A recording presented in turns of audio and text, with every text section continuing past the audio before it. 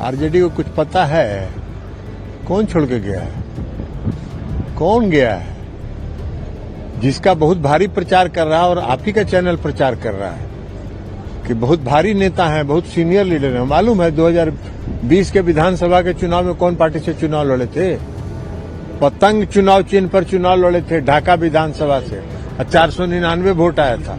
लोकसभा और राज्यसभा में वक्फ अधिनियम पास होने के बाद जेडीयू से दो व्यक्तियों ने दे दिया इस्तीफा, जिस पर लगातार विपक्षी पार्टियां उठा रही हैं सवाल और ये कह रही हैं कि नीतीश कुमार ने जिस तरीके से प्रधानमंत्री नरेंद्र मोदी का समर्थन में दोनों ही सदनों में किया है समर्थन, जिसकी वजह से ये हुआ है बिल पास, उससे कई लोग नाराज हैं जेडीयू के अंदर और इसीलिए ये इस्तीफे दिए जा रहे हैं। पर अब जेडीयू ने एक ऐसा बयान दे दिया है और एक ऐसा खुलासा कर दिया है जिससे कि अब विपक्षी पार्टियों की भी नींद उड़ जाएगी। जी हां, दरअसल आपके लिए बता दें कि बिहार में जिन दो व्यक्तियों ने जेडीयू से अपना इस्तीफा दिया है, जिस पर विपक्ष लगातार सवाल उठा रहा है, जिस पर अब सीधे तौर पर पार्टी का बयान सामने आ चुका है और पार्टी ने कहा है कि जिन दो लोगों ने इस्तीफा दिया है वो पार्टी में किसी भी पदाधिकार पद पे नहीं थे और ना ही तो पद अधिकारी थे।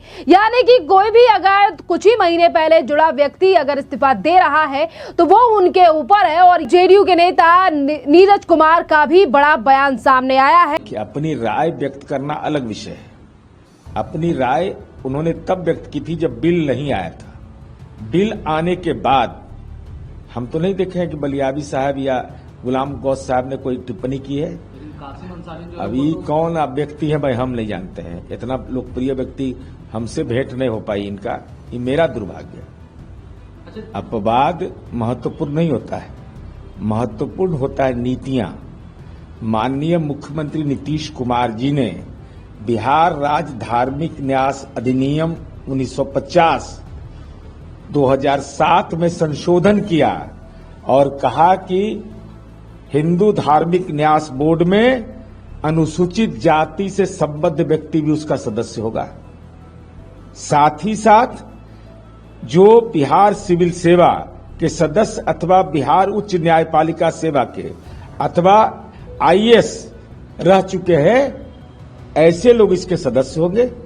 मठ और मंदिरों की जमीन जिस तरीके से एक लंबे दौर तक उसको बेच दिया गया, महंत का बेटा महंत होगा, तो माननीय नीतीश कुमार जी की सरकार ने यह फैसला लिया कि मठ और मंदिरों की जमीन का ब्यौरा भी आम जन को भी देख सकेंगे। हम पोर्टल बना रहे हैं।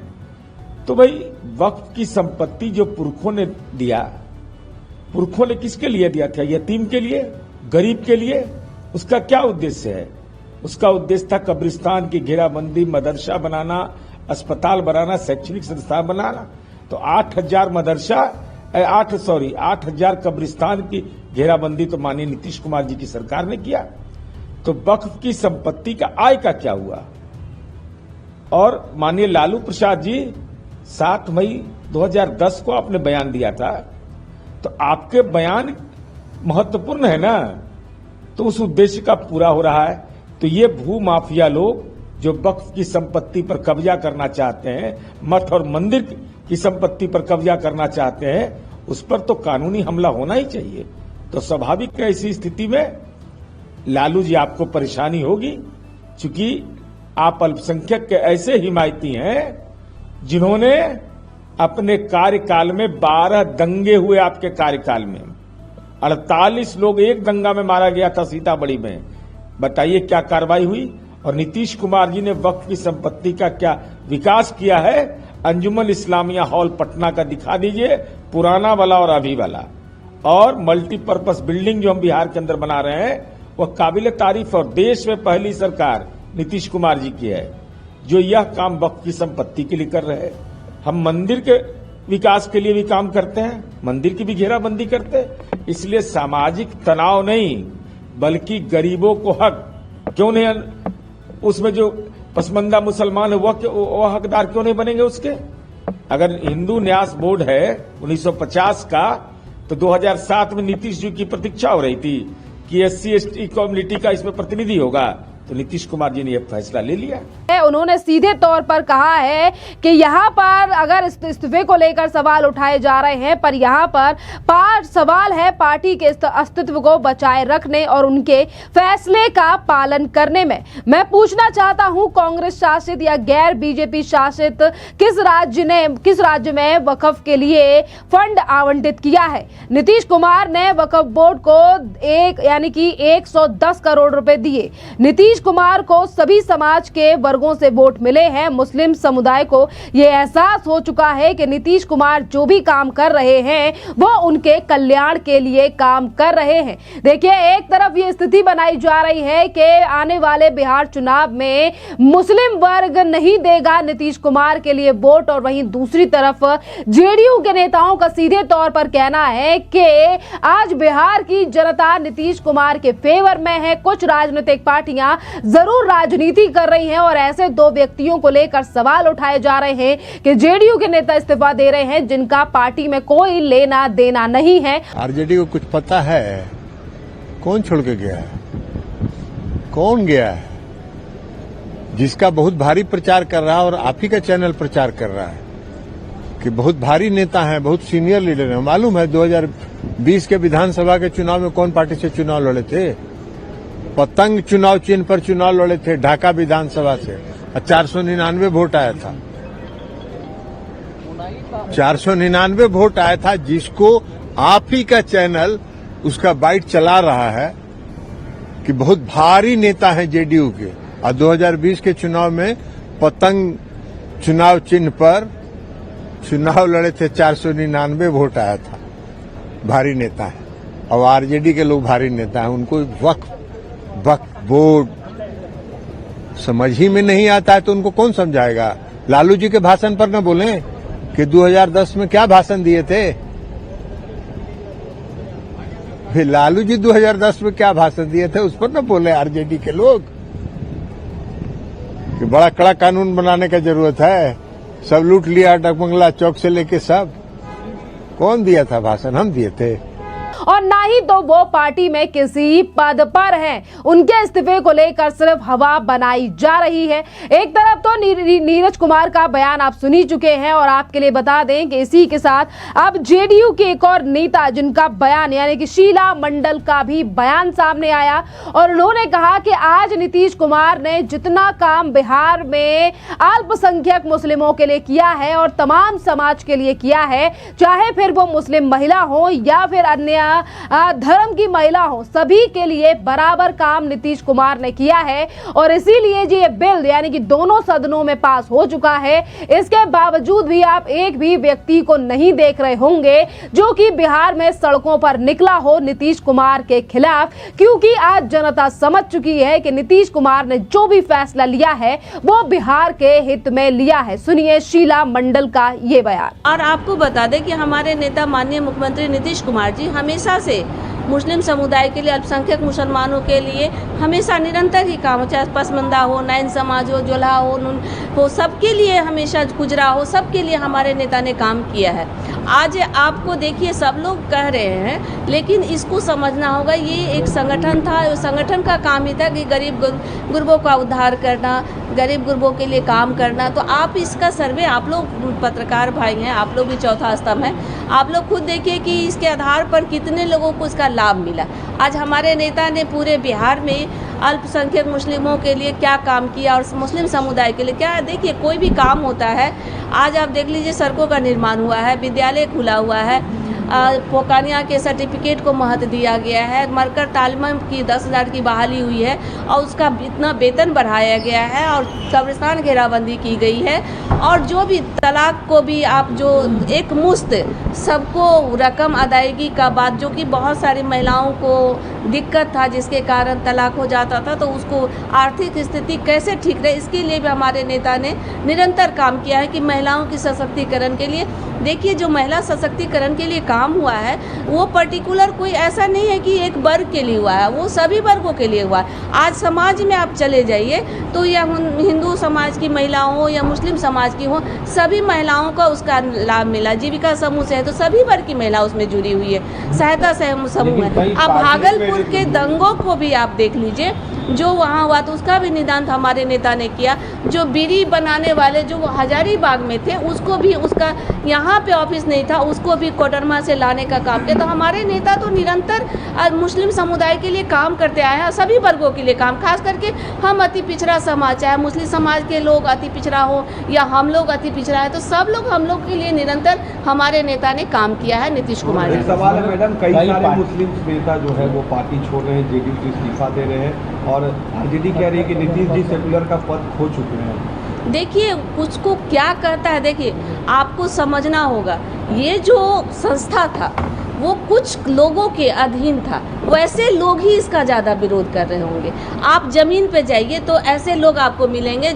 आपको हमने कहा ना कि एक ट्रस्ट था, एक संस्था था और इसका निर्माण इसलिए किया गया था कि ताकि हम गरीब गुरबों के मदद करने के लिए। लेकिन आप इसका सर्वे ज़मीन स्तर पे कराइए आप लोग कि भाई कितना मदद होता था।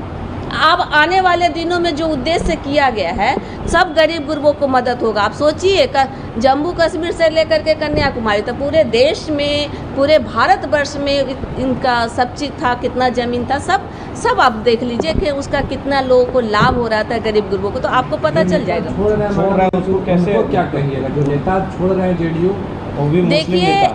कोई भी नेता, हमारे नेता को जो लोग, आपको एक आदमी दिखाई देता है लेकिन पूरे बिहार की तमाम जनता, मुस्लिम समुदाय के कितना लोगों को आप देख रहे हैं कि रोड पे उतर गए हैं। आपको दिखाई दे रहा है क्या? हमको तो नहीं दिखाई दिया अभी तक, सुबह तक में एक भी चैनल ने नहीं दिखाया कि सारे मुस्लिम एक समुदाय लोग उनके विरोध में। तो सब लोग उनका विरोध नहीं करता है क्योंकि उनको सब कोई प्यार करता है, चाहे हिंदू समाज हो, मुस्लिम समाज हो। कहे ना कि कोई भी सड़कों का निर्माण हुआ, बिजली घर घर पहुँचा, तो क्या एक समुदाय के लिए पहुँचा? आज एयरपोर्ट का निर्माण हुआ, एम्स का निर्माण हो रहा है, तो एक समुदाय के लिए, सभी वर्गों के लिए हो रहा है। तो निरंतर हमारे नेता सभी वर्गों के लिए काम करते हैं, आप लोग जान लीजिए। लेकिन आरजेडी ने पोस्टर लगाया है, आरजेडी की तरफ से एक पोस्टर लगाया जिसमें नीतीश कुमार को जो है आरएसएस का नेता बताते हुए वो पोस्टर लगाया गया कि एक तरफ। देखिए एक्चुअली आपको बता दें, आज पूरे बिहार ही नहीं, पूरे बिहार की राजनीति का धुरी केंद्र हमारे नेता नीतीश कुमार जी हैं। सब लोग को पता है। अब लोगों को कोई कुछ नहीं बात मिलेगा तो स्वाभाविक ही इस तरह का अनर्गल बात करेगा, तो उसके लिए कोई किसी के मुंह में ताप से लोटे नहीं साट दीजिएगा ना, जिसका मन है तो जो बोलेगा। आने वाले चुनाव में मुसलमान नीतीश जी के साथ रहेंगे, जो चुनाव आने वाला है? देखिए हम लोग भी जमीन पे जाते हैं, गरीब गुरबों मुस्लिम समुदाय में भी हम भी जाते हैं। उनसे आज भी आप अगर पत्रकार को, आप मीडिया कैमरा हटा दीजिए, आप बगल में बैठ जाइए, उनसे बात करिए आप कि क्या आप सच में एक हृदय पर पाक मन से बोलिए कि क्या नीतीश कुमार जी ने आप लोगों के लिए काम किया है, तो वो एक्सेप्ट करते हैं और कहते हैं कि इनके टाइम में जितना हम लोगों को मान सम्मान मिला है और जितना अमन चैन से हम लोग हैं, किसी के राज्य में इतना नहीं थे हम लोग। तो आपने देखा कि जेडीयू ने सीधे तौर पर तस्वीर साफ कर दी है और यहाँ कांग्रेस और इसी के साथ साथ आरजेडी जो लगातार सवाल उठा रही है। आरजेडी ने तो नीतीश कुमार को ये तक कह दिया कि रंग बदलू है नीतीश कुमार, क्योंकि वक्फ अधिनियम के खिलाफ शुरुआत से ही आरजेडी ने all India Muslim personal law board और तमाम मुस्लिम संगठनों का समर्थन किया और ये कहा कि ये जो बिल मोदी सरकार के द्वारा लाया जा रहा है, ये देश में बंटवारे के लिए लाया गया है, ये लोकतंत्र के लिए खतरा है। पर और इसी के साथ साथ इंडी गठबंधन की पार्टियों ने तो ये तक कह दिया था कि ये बिल लाने से नीतीश कुमार और चंद्रबाबू नायडू एनडीए का दामन छोड़कर एनडीए की सरकार को गिरा देंगे। पर नीतीश कुमार ने इस बिल का समर्थन कर विपक्ष के अरमानों पर पानी फेर दिया और इसीलिए विपक्ष अब दो लोगों के इस्तीफे को लेकर हवा बनाने की कोशिश कर रहा है, जिस पर पहले ही पार्टी ने अपना स्टैंड क्लियर कर दिया है और कह दिया है कि उन दो लोगों का पार्टी, यानी कि वो कुछ ही दिन पार्टी में पहले शामिल हुए थे और उनका कोई पद भी नहीं था पार्टी में, और इस्तीफा सिर्फ जो दिया जा रहा है वो सिर्फ और सिर्फ भ्रम की स्थिति बनाई जा रही है। और इसी के साथ देखिए पार्टी के समर्थन को लेकर सीधे तौर पर वरिष्ठ मंत्री और वरिष्ठ नेता विजय कुमार चौधरी का भी बयान सामने आया है, जेडीयू के नेता। उन्होंने कहा है कि जेडीयू में कोई भी भ्रम की स्थिति नहीं है। नीतीश कुमार ने जो भी फैसला लिया है वो फैसला पार्टी के तमाम नेता मान रहे हैं। और देखिए, इसी के साथ उन्होंने कहा है कि असंतोष पार्टी में कहीं पर भी नहीं है। पार्टी के तमाम विधायक और नेता नीतीश कुमार के फैसले से नाराज नहीं है और ना ही तो पार्टी के अंदर इन तमाम चीजों को लेकर कोई भी भ्रम की स्थिति है। नीतीश कुमार के नेतृत्व में पार्टी के सभी नेता विधेयक के समर्थन में आज भी खड़े हैं।